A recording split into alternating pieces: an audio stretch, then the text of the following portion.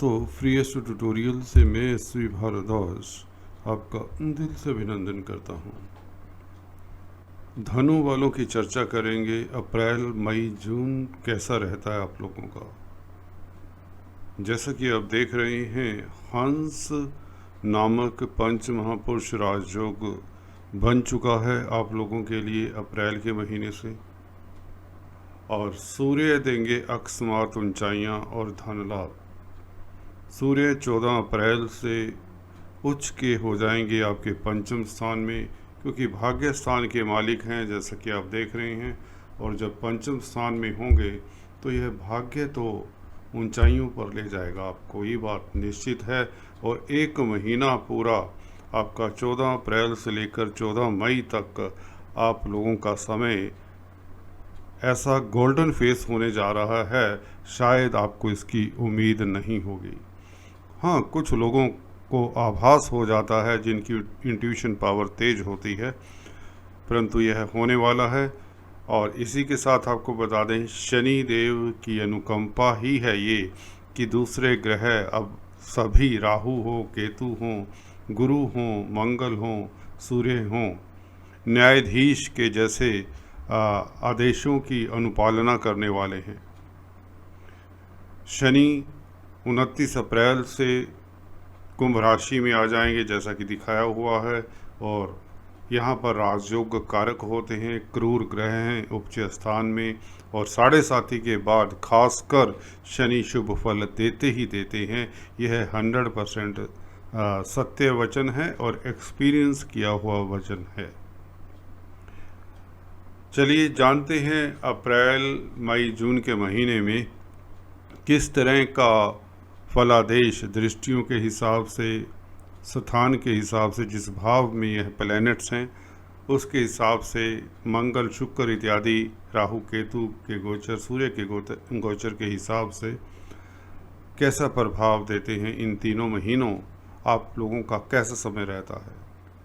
चर्चा को आगे बढ़ाने से पहले मैं आप लोगों से निवेदन करना चाहूँगा, please subscribe, like and share. Bell icon के बटन को भी दोस्तों दबाया करें ताकि आप लेटेस्ट अपडेट्स मिस ना करें और लाभान्वित होते रहें। देखिए, बात हम शुरू करते हैं गुरु के हंस नामक राजयोग से, जो सबसे पहले बन जाता है अप्रैल के महीने में। 12 अप्रैल को बृहस्पति कुंभ राशि से शिफ्ट होकर मीन राशि में आ जाएंगे, 4th हाउस में केंद्र में होंगे। धनु लगन हो या धनु राशि हो, दोनों के लिए ही वारे न्यारे करने वाले हैं। अपनी राशि में बृहस्पति बहुत अच्छा फल देते हैं। ज़मीन जायदाद से आपको सुख मिलेगा, पेरेंटल प्रॉपर्टी से फ़ायदा होगा। अगर आप पब्लिक डीलिंग करते हैं तो लाभान्वित होते हैं। गुरु दोस्तों गुरुता के कारक हैं, आपके मन स्थान पर बैठ जाते हैं। देखिए, काल पुरुष की कुंडली में 4th हाउस में कर्क राशि आती है, चंद्रमा का घर है, और चंद्रमा परम मित्र है गुरु का। और गुरु इस राशि में, इस घर में, अपनी राशि में, इस घर में 4th हाउस में जब भी किसी की कुंडली में होते हैं, यह सूत्र बताता रहता हूँ बीच बीच में। अगर आप मेरा पूरा वीडियो नहीं देखते तो खासकर जो एस्ट्रोलॉजी सीखने के इच्छुक हैं तो उन्हें कोई ख़ास फ़ायदा नहीं होता। फ्लो में बोलते बोलते मैं कब कोई सूत्र बता जाता हूँ ये मुझको नहीं मालूम होता। ये नहीं होता कि शुरू में एस्ट्रोलॉजी के सूत्र बताऊंगा, भी बाद में नहीं बताऊंगा। सो ध्यानपूर्वक मेरे वीडियोस को सुनिया करें जो लोग एस्ट्रोलॉजी सीख रहे हैं या सीखना चाहते हैं। देखिए, बृहस्पति जिन लोगों की 4th हाउस में होते हैं, कुंडली में होते हैं, तो उन लोगों के लिए बता दें, वह ज्ञानी होते हैं, लर्नर होते हैं, सुखी रहने वाले होते हैं, राजसी ठाठ वाठ मिल ही जाती है। और धनु राशि हो जिनका, धनु लगन हो, उनके लिए तो यह निश्चित है, यह व्यक्ति को विजडम देते हैं, नॉलेज देते हैं और गुरुता देते हैं, दूरदृष्टा बना देते हैं, विचारवान बना देते हैं, और संसार की सारी सुख सुविधाएं व्यक्ति को मुहैया कराते हैं। व्यक्ति दार्शनिक होता है, व्यक्ति परोपकारी होता है, व्यक्ति धार्मिक प्रवृत्ति का होता है, ईमानदार होता है। क्योंकि मन के स्थान पर जब गुरु बैठ जाएं तो व्यक्ति मन से तो धार्मिक भी होगा, ईमानदार भी होगा। अनलेस इस गुरु के ऊपर शनि, मंगल, राहु, केतु इत्यादि का प्रभाव ना हो। अगर ये प्रभाव होता है तो व्यक्ति थोड़ा सा प्रैक्टिकल हो जाता है, परंतु आजकल के परिप्रेक्ष्य में इस गुरु के ऊपर हल्का सा प्रभाव नेगेटिव हो, हल्का सा, जैसे शनि की तृतीय दृष्टि पड़ जाए, दूसरे घर में अगर शनि बैठे हों, किसी के 4th हाउस में बृहस्पति हो, तो व्यक्ति कामयाब होता है, प्रोफेशनल, अच्छी प्रैक्टिकल सोच वाला होता है और परोपकारी तो होता ही है। तो अकेले गुरु का यहाँ पर बैठना आज कली काल में, कलयुग में व्यक्ति चला जाता है। ज़्यादा धार्मिक होना अच्छा नहीं होता आज के युग में। फिर भी गुरु सभी तरह के सुख सुविधाएं दे ही देता है। व्यक्ति रिच होता है, अमीर होता है, पढ़ा लिखा होता है, ज्ञानवान होता है, सुखी रहने वाला होता है। यही ऐसा करने वाले हैं आप लोगों के लिए। अप्रैल, मई, जून, तीनों महीनों की अगर बात करें, ज़मीन जायदाद के मसलों से फ़ायदा होगा।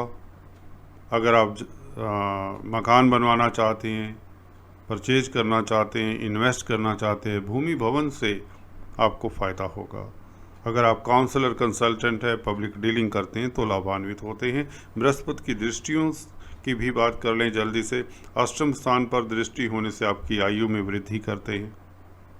अचानक से लाभ की स्थितियां बनती है और यह मुझे लगता है सूर्य की पोजीशन से यह साफ सूर्य की पोजीशन इंडिकेट कर रही है। बृहस्पति की ये दृष्टि इंडिकेट कर रही है।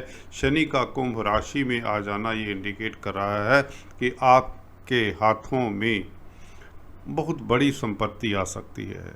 किसी बड़ी संपत्ति के वारिस हो सकते हैं दिनों में।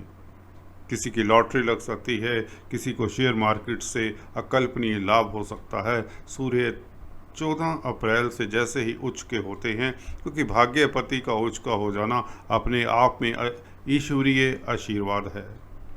राहु यहाँ पर कुछ खास नहीं कर पाएंगे। हाँ, ये हो सकता है आपकी ईगो के चलते आपके पिता पुत्र के संबंधों में कुछ तकरार ना हो जाए, उसके लिए आपको सजग रहना चाहिए। अगर आप खासकर गवर्नमेंट जॉब करते हैं तो यू शुड बी केयरफुल। सरकार में जिनके कोई मसले हैं, कोर्ट कचहरी इत्यादि के, उन्हें फिर भी केयरफुल रहना चाहिए, क्योंकि शनि की दृष्टि में सूर्य जब रहते हैं, भले सूर्य उच्च के हो जाएं, तो जो सरकार से संबंधित कामकाज करते हैं, गवर्नमेंट जॉब करते हैं, उन्हें केयरफुल रहना चाहिए। परंतु भाग्य प्रबल रहेगा, इसमें कोई संशय नहीं, 1% भी दिक्कत नहीं। यहाँ पर राजयोग मिलने ही वाला है, जैसा कि आपको 14 अप्रैल से ही। और परंतु शनि की दृष्टि 29 अप्रैल से होगी, तो यह 14 अप्रैल से लेकर 29 अप्रैल से पहले ही हो सकता है आप लोगों को अवार्ड रिवार्ड दे दें, आप सुर्खियों में रहें, आपको प्रतिष्ठा मिले। गवर्नमेंट से ही फायदा हो सकता है जब तक शनि की दृष्टि ना पड़े। तो आपको सतर्क रहना है।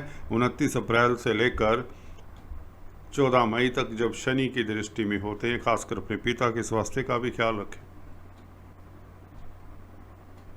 कोई ऐसा कार्य ना करें इस अवधि में जिसमें रिस्क हो। शेयर मार्केट, स्टॉक मार्केट वालों को 29 अप्रैल तक जो करना है उसमें खूब धन कमा सकते हैं, परंतु एक्सपर्ट एडवाइस लेते रहें।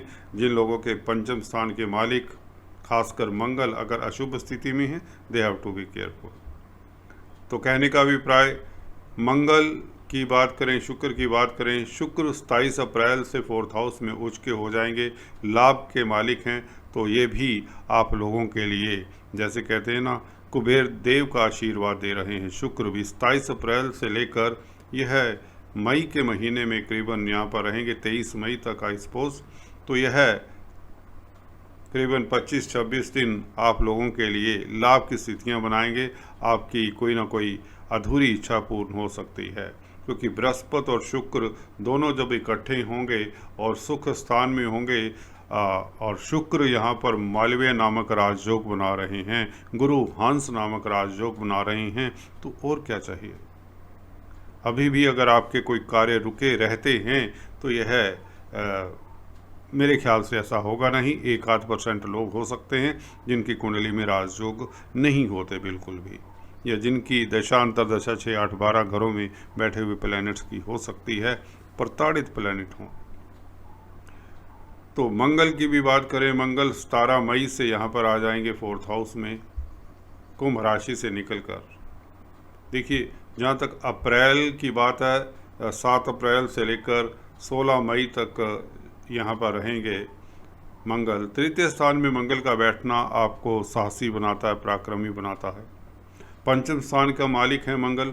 तो 29 अप्रैल तक, 7 अप्रैल से लेकर 28 अप्रैल तक मंगल बच्चों से आपको सुकून देता है, बच्चों से खुशखबरी मिलती है और शेयर मार्केट वालों को फ़ायदा होता है, यात्राओं से लाभान्वित होते हैं, कम्युनिकेशन संचार व्यवस्थाओं से शुभ समाचार मिलता है।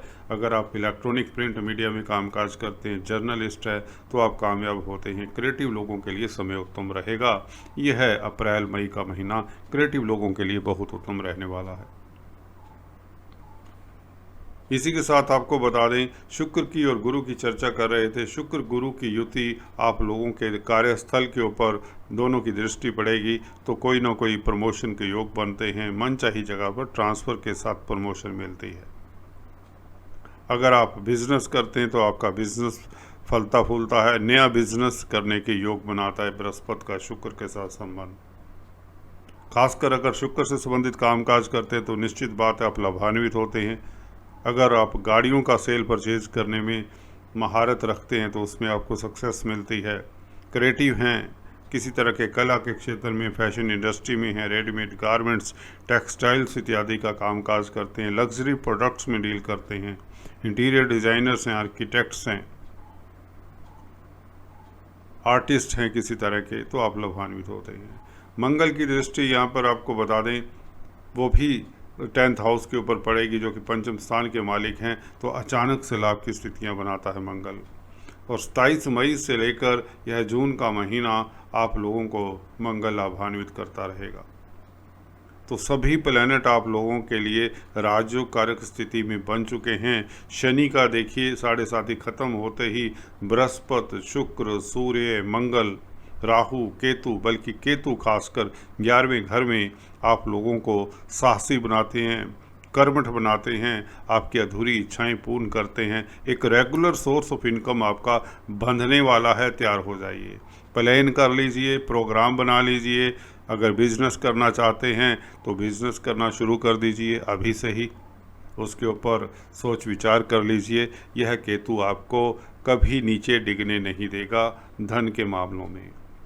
जी हाँ दोस्तों, केतु जब भी 11वें घर में होते हैं, मेरा अपना एक्सपीरियंस है, तो व्यक्ति को लाभ होता है, उसके सोर्स ऑफ इनकम बढ़ जाते हैं। राहु यदा कदा आप लोगों को हिकअप्स दे सकते हैं, या यूँ कहें कभी कभार ये बच्चों का भी घर है तो बच्चों की तरफ से उनके मसलों को लेकर आपको कई बार समय देना चाहिए, उनके प्रति आपको संवेदनशील हो जाना चाहिए। खासकर जिनके 5वें घर में पहले से ही क्रूर ग्रह हैं तो उन्हें बच्चों की तरफ से थोड़ा सा सतर्क रहना चाहिए, उनके स्वास्थ्य को लेकर, कैरियर आदि को लेकर, जो भी आप लोगों को पता होगा उनकी प्रॉब्लम्स आपको सॉर्ट आउट करनी चाहिए। कुल मिलाकर सूर्य फिर यहाँ पर आ जाएंगे जून के महीने में 6th हाउस में, उपचय स्थान में सूर्य गर्म ग्रह हैं, तो यह राजयोग कारक रहेंगे, आपको परिश्रमी बनाएंगे, आपका वर्चस्व बनेगा। कोर्ट कचहरी में आप लोगों को मई जून में फतेह करवाते हैं सूर्य। यहाँ पर कर्जे से निजात दिलवाने में मदद करेंगे और बैंक से ऋण इत्यादि मिल जाता है मई जून के महीने में।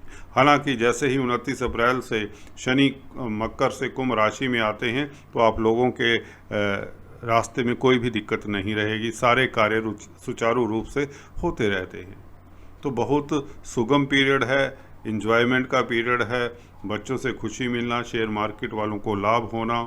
अगर आप एजुकेशन की फील्ड में हैं, स्टूडेंट्स हैं, तो आपकी स्टडीज़ में आपको अच्छे रिजल्ट्स मिलना, कम्पिटिटिव एग्ज़ाम्स दे रही हैं तो उसमें सक्सेस ऑलमोस्ट गारंटी हो जाती है। कंपटीशन स्पर्धाओं में सक्सेसफुल होते हैं अगर आप स्टूडेंट्स हैं। व्यापारी हैं तो व्यापार आपका चलता है, चमकता है, धन लाभ होता है। जॉब करते हैं तो आपको प्रमोशन मिलने के योग बनते हैं।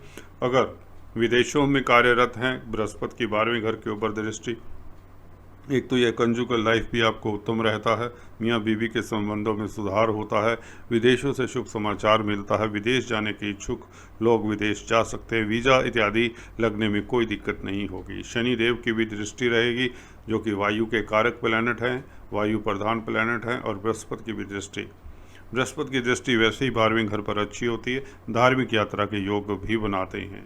आप सुखी रहते हैं और आपकी जो पीस है, जो आपका मानसिक सुख है, वह रिस्टोर हो जाता है। तो कुल मिलाकर आप सुखी रहते हैं, धर्म कर्म के कामों में भी अग्रणी रहते हैं, जिससे आपकी प्रतिष्ठा बढ़ती है सोसाइटी में, समाज में।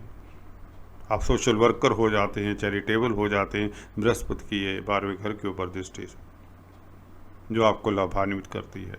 सो ऑल द बेस्ट आपके लिए। अप्रैल हो, मई हो या जून हो, ये तीनों महीने अति शुभ हैं।